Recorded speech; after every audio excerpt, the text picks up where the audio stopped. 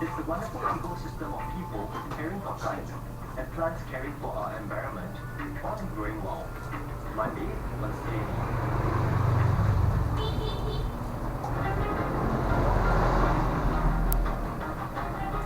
Updating tonight's top stories, authorities rushing out aid to the millions left marooned and homeless after the heaviest monsoon rains in years have hit the edge. Indian officials scrambled to downplay concerns over a new military recruitment plan. This amid angry protests by young men who say the scheme would cut benefits for them.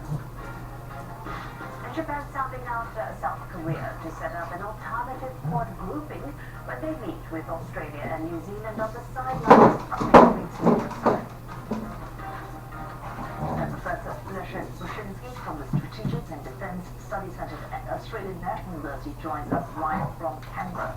Professor, if you were asked to pick out 4 countries which on security policy on areas like Ukraine and China are relatively well aligned consistently and openly with big NATO players such as the US, you would likely as not pick Australia, Japan, South Korea, and are now also largely taking from the sidelines and more.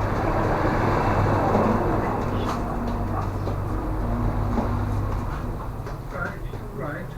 I think there are other countries besides this one that are very concerned about the peace in the Ukraine and in the Indo-Pacific.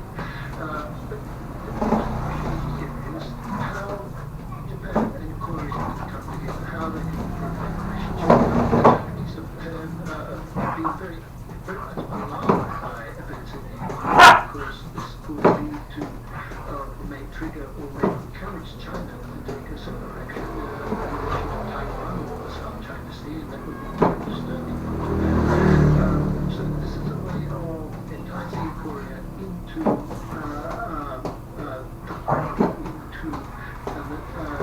some kind of relationship with Japan, because the new president in Korea indicated that he would be interested. But this is can be a controversial issue in Korean politics, because Korea is more sensitive to China's reaction than is Japan.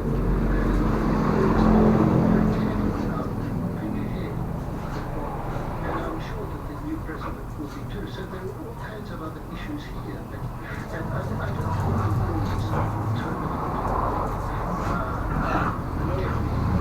as supplementary as in terms of creating associate relationships attached to them. Not only Korea, but sometime in the future perhaps Vietnam as well, because there are very good reasons why Vietnam are interested in an associate relationship with the Quad. Professor Bushinsky, if I could cut in here, if it is meant to be supplementary, then I presume it would have to fix the perceived fault or failings that the Quad currently suffers from. So, for example, Quad skeptics will say where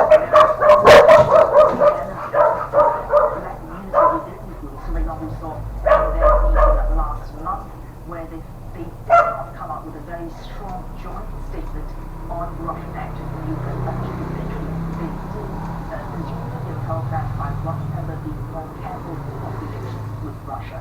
Now, Quad already has this kind of issues. In supplementary group, how is this grouping going to be fixing problems that we already see in the Quad original?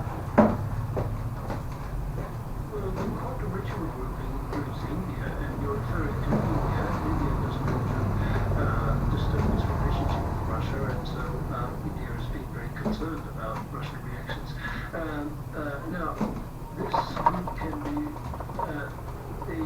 whatever happens on the sidelines of the military, it's likely to be a discussion meeting. It's likely to bring together these 4 countries. New Zealand, I must add, is likely to be somewhat of an outsider, because New Zealand is really not less concerned about these issues. It's somewhat isolated from these issues. So really we're looking at 3 countries here.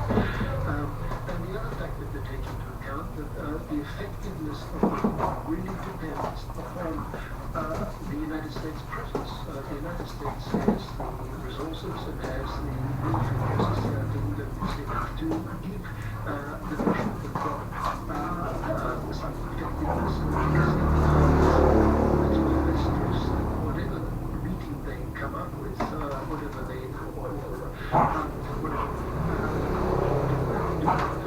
what they've discussed that they can't go much further than the US will be willing to accept. So that's the key point. Now, the other point I want to stress here is that these three, not so much New Zealand, but these three are all allies of the United States.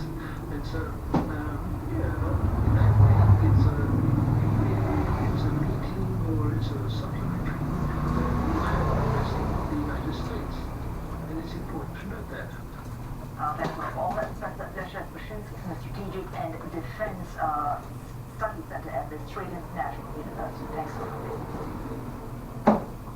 Russia's President Vladimir Putin says Moscow will continue to develop and strengthen its armed forces as his country continues with its offensive in Ukraine. He added that the country's latest summer intercontinental ballistic missiles will be deployed for duty by the end of the year. The summer is able to carry more than 10 nuclear warheads. The military posturing comes after Ukrainian President Volodymyr Zelensky warned that Russia will be stepping up its attacks on his country ahead of an EU summit this week and will decide on Ukraine's application to the bloc.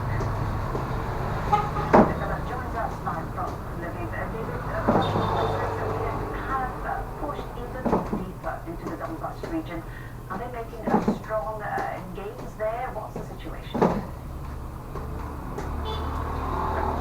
Strong gains. They're making, grinding minimal gains by pummeling, especially the city of Severodonetsk with artillery.